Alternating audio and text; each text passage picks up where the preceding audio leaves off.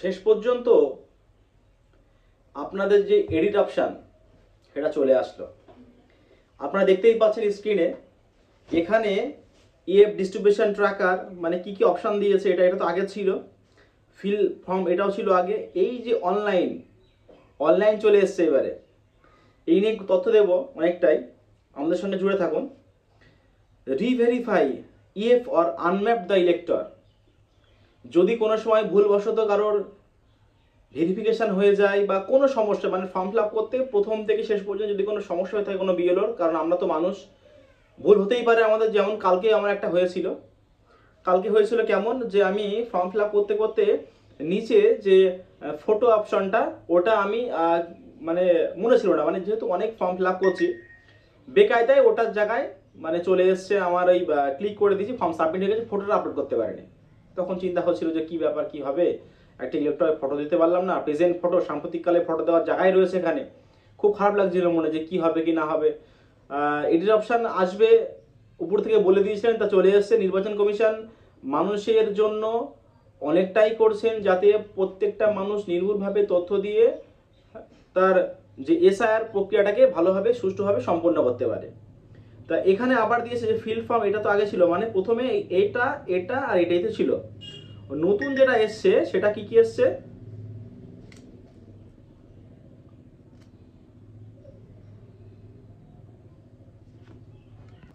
হ্যাঁ নতুন এসছে, এই তথ্যগুলো নতুন এসছে। তো এখান থেকে এটা আর এটা, এই দুটো নতুন এসছে। যেহেতু আমার নেট অন রয়েছে, নেট অন ছাড়া তো আমি এটা দেখাতে পারবো না। তা আমি আপনাদের এখান থেকে খুলে খুলে দেখাবো যে কি কি অপশান এখানে এসছে নতুন। তো প্রথম আমি এইটা আর এইটা, এই দুটো অপশান দিয়ে তো অনেক কাজ দেখিয়ে দিয়েছে আমি, এটাও দিয়ে দেখিয়ে দিয়েছি আমি। আজকে মূলত আলোচনা হবে সেটা হচ্ছে এটা আর এটা, এই দুটো দিয়ে আজকে মূলত আলোচনা হবে।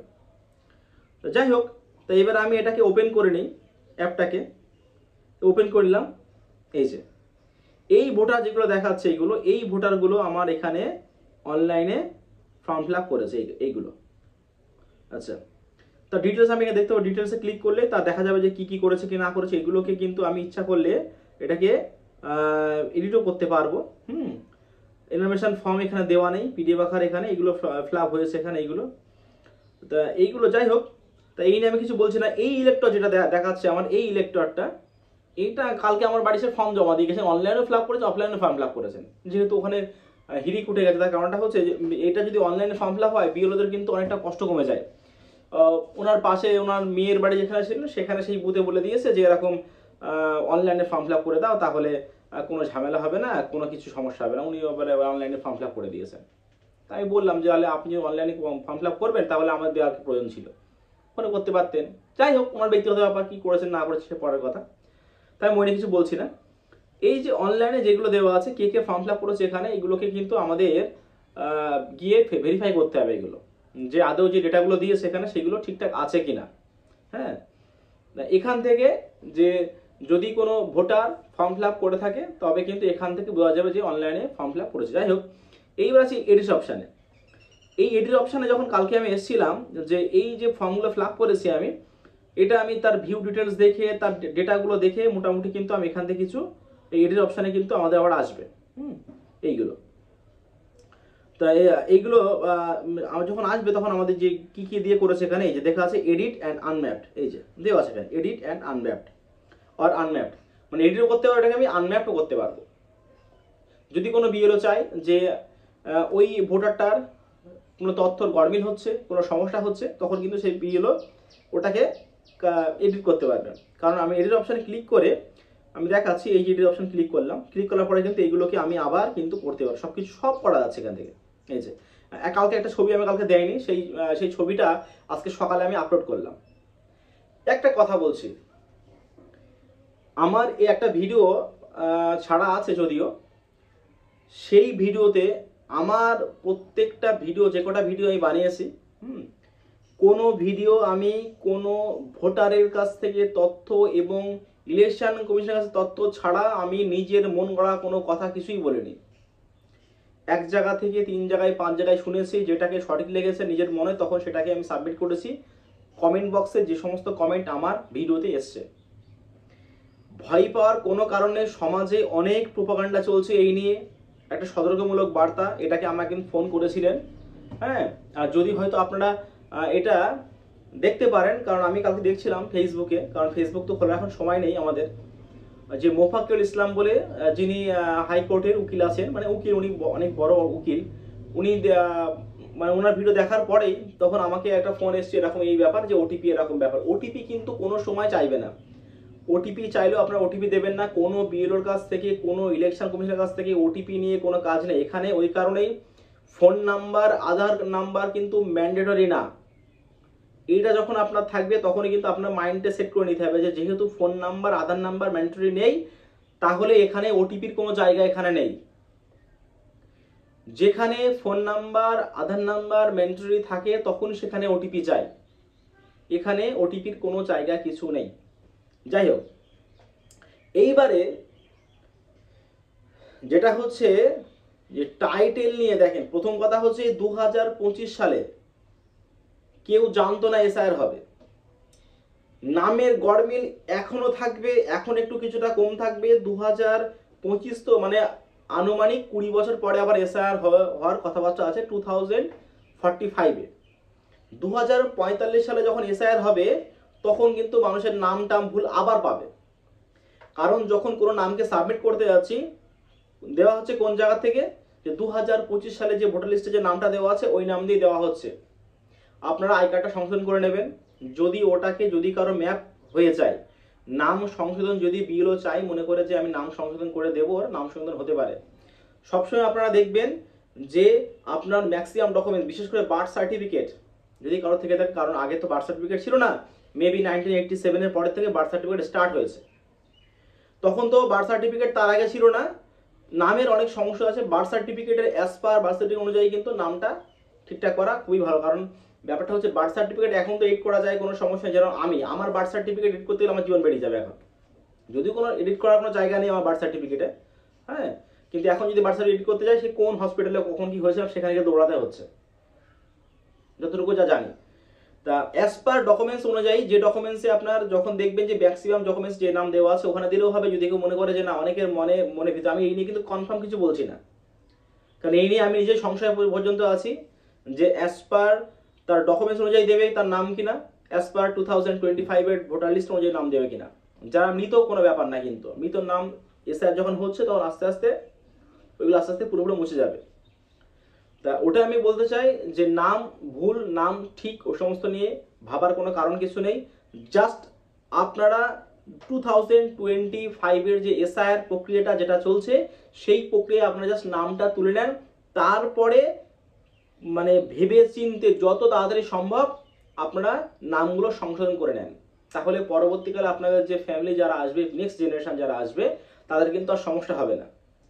কারণ যেটা আমার বাবারই টাইটেল আগে পিছিয়ে আছে। হ্যাঁ, তা ওই নিয়ে কোনো, যদি আমরা জানতাম যে 2025 এসআইআর যদি হবে, তাহলে কিন্তু আগেতে সংশোধন করে নিতাম। সংশোধন যেই হয়ে যেত তখন তাহলে আমাদের অ্যাজ পার যখন যে ডেটা আমি ক্লিক করবো তখন সেই নাম চলে আসতো। হ্যাঁ, তা ওইটা আমি বলছি না। যদি কেউ মনে করেন আপনারা সঠিক নাম দেবেন, সেটাও দিতে পারেন। যদি কেউ মনে করেন যে না, যেভাবে আছে 2025 সেটাই দেবো, তাও কোনো ব্যাপার না। 2025 বা সঠিক নাম যেটা হোক দিলেই হোক, ওখানে ম্যান্ডেটরি না, ওটা এডিট করা যাচ্ছে। যদি এমন হতো যে ওটা এডিট করা যাবে না, নামটা কাটা যাবে না, কিন্তু হ্যাঁ নামটা দিতে হবে ম্যান্ডেটরি। যদি এমন হতো যে নামটা এডিট করা যাবে না, তাহলে কিন্তু ওইটা ওই জায়গাটাই থাকতো। ওই কারণে বলা হচ্ছে, অনেকে বলছে যে 2025-এর নামটা দিতে, অনেকে বলছে ঠিক নামটা দিতে। যেটা দিয়ে পারেন তাতে কোনো সমস্যা কিছু নেই। আমার যতটুকু মনে হয়, এটা আমি ব্যক্তিগত ভাব দিয়ে বলছি আমি, কারণ ওটাকে পুরোপুরি এডিট করা যাচ্ছে।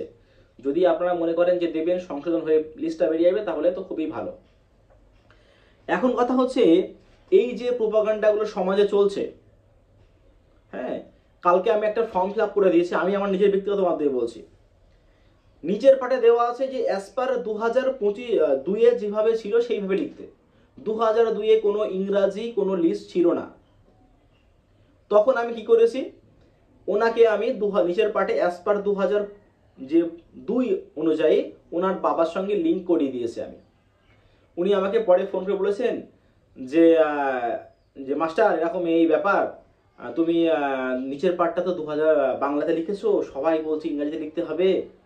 আমি বলছি ওটা 100% গ্রান্টেড। আর যদি ইংরাজি লেখা 2000 মানে 25 মানে 2 এর পার্টটা যদি ইংরাজি লেখা হয় 80% গ্রান্টেড, বাংলায় লেখা হবে 100% গ্রান্টেড, সেটা আমি বলছি।